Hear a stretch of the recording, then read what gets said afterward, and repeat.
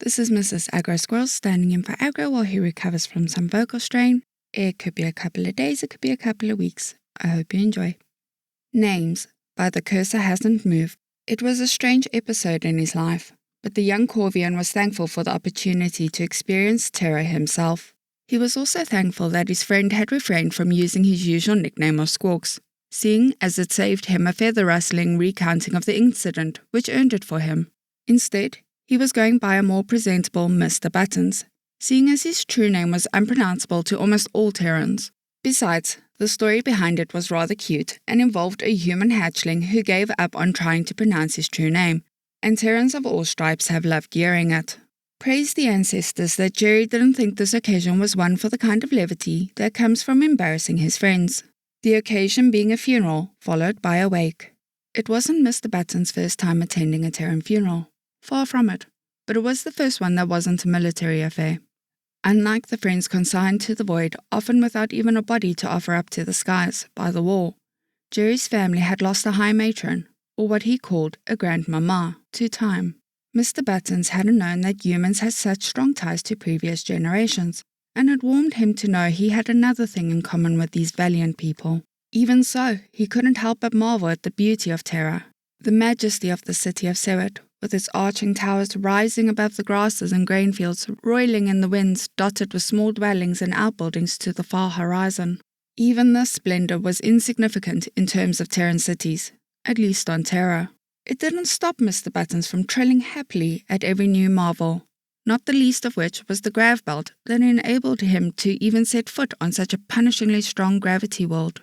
It was therefore a stark contrast, at first, when he was led into a relatively diminutive building, built from timbers and glass, to pay homage to the venerable departed with Jerry and his kinsfolk.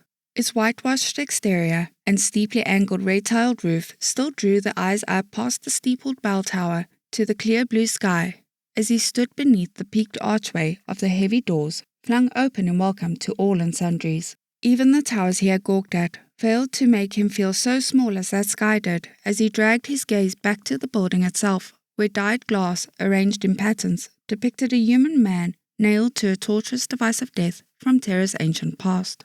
The central figure of one of the Terran's religions, who apparently had a lasting impact on Terran philosophy, art, culture, and obviously belief, so far as Mr. Buttons understood things. It was a strangely peaceful depiction, and Mr. Buttons found himself filing into what was this place called? After a whispered question, Jerry explained that it was called a church, and its purpose was to provide a gathering place for religious people to perform their rituals, elucidate their teachings, and organize community events and charity, much like an ancestor's hall back home. Inside, it seemed that the building fit that purpose well. A large stage with what looked like a symbolic altar, a lectern, would look like some kind of musical instruments, and another depiction of the dying religious figure occupied one end of the church, while the rest was filled with long benches facing the stage and altar. Seating, comfortable for humans and other Terrans, and even a spattering of Letray to be sure, but decidedly uncomfortable for anybody who had to accommodate tail feathers. "Don't worry, bro, we'll stand at the back," Jerry said in hushed tones after a glance at Mr. Buttons' narrowed eyes. Mr. Buttons couldn't help from letting out some relieved clicks as he said, "Thank you, I hate chairs." They took their places in an out-of-the-way corner near the doors and watched family and friends file in. Mr. Buttons was shocked by how few of them had Jerry's military bearing as they filed in and found seats, while carrying on conversations in near whispers, even while pain chuckling or grief-filled sobs threatened to break the quiet. Then, the slow trickle of mourners ceased, and the doors closed with a muffled thump. A woman sat on a bench before the musical instrument and played a resonant thrumming tune on the keys with her fingers, and Mr. Buttons was not shocked to hear the whispers had dwindled to the near silence of 200 people breathing by the time it ended and the musician left the instrument to rejoin the congregation. Then, a man in formal garb walked to the modest lectern beside the altar and began to speak. The man's speech contained readings from the religion's holy book, similes, cultural references, and regional turns of phrase that unfortunately Mr. Buttons found difficult to follow, even with his strong grasp of commercial English. It did seem to him that the gist of it had to do with the soul of the departed going to a place of honor, the celebration of her life, and the grief of those who remained among the living. So far as Mr. Buttons could piece together anyway. This Abigail woman had apparently done much, mentored many, and leaves behind a legacy any ancestor could be proud of, at least if Mr. Buttons was understanding the speaker properly. Then he led the congregation in a prayer to the religion's deity before saying, "I'll now open up the floor to anybody who's fixing to have their say." Jerry, bold as ever, strode into the aisle and up to the lectern without hesitation. And Mr. Buttons was surprised to see several people easing themselves back onto the benches, in deference to his quick seizure of the first speech. "Hey y'all," he said with a throat-clearing court, and there was a murmured reply from the listeners before he began again. "I've been thinking since I got the news, thinking about names of all things.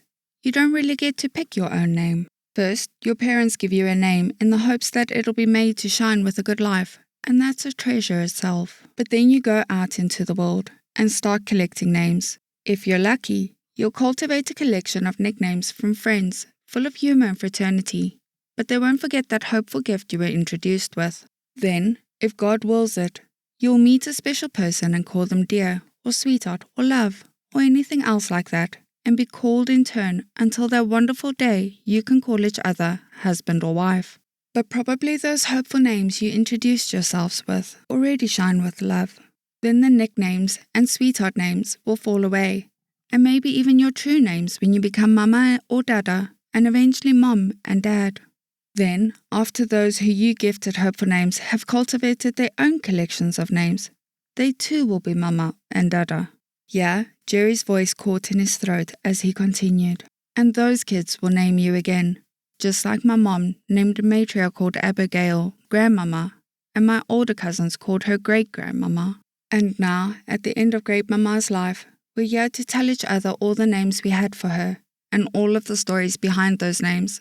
Like the time she yelled at my brother and me, 'Let me tell you, I've been shot at, and I'll tell you which I'd rather face again.'" The congregation let out a quiet chuckle at that remark, interspersed with some sniffles and sobs, and Jerry visibly collected himself in the time they gave him before continuing. "I've heard it said that you die twice, once when you pass from this world, and another time when your name is uttered for the last time. I disagree. Great Mama wasn't the brave, gentle, strong, wise woman out of nowhere, and it was the names that she carried that made her that way. And it'll be her names that we carry forward that make us as good as we are, along with other folks like her, who taught us the right way. Her influence, her legacy, will outlive her most fleeting names, and I believe even the most lasting of ours. And, that's what I had to say. Thanks." Jerry walked back down the central aisle, as another from the congregation to take his place at the lectern. But Mr. Buttons was more interested in his friend's rigid pace and wooden expression, as he took his former position at the back of the church with him again. "Are you well?" Mr. Buttons asked quietly. "I'm fine," he whispered back hoarsely. "Or at least, I'm better." Mr. Buttons subtly put a wing grasp on Jerry's shoulder in an awkward gesture of solidarity, and got a wan smile in return as the somewhat portly man shared an amusing anecdote about Abigail and how she solved a social problem with grace. What seemed like hours passed as grieving family members took turns to share like happy memories or thoughts about the nature of life and death from the lectern, as the rest of the mourners listened intently, sometimes through tears, sometimes through laughter, and sometimes through both.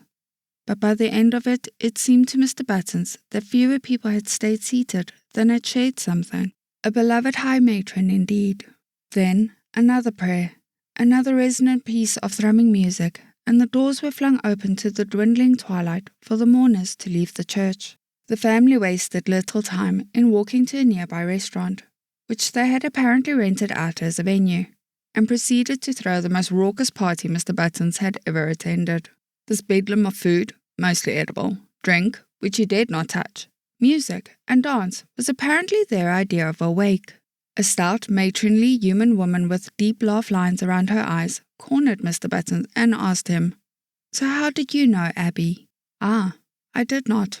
We got shore leave, and I didn't have any family to visit here, so Jerry said I could tag along if I didn't mind going to a funeral," Mr. Buttons explained lamely.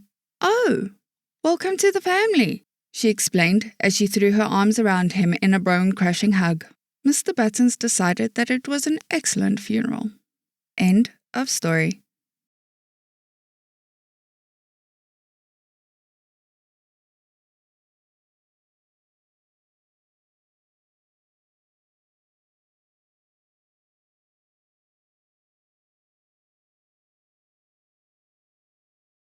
I'd greatly like to thank our Tier 5 channel members Caspar Arnholt, John Creighton, Manatharia, 050, Dragzoon WRE, and Elijah Silvercross. Thank you very much.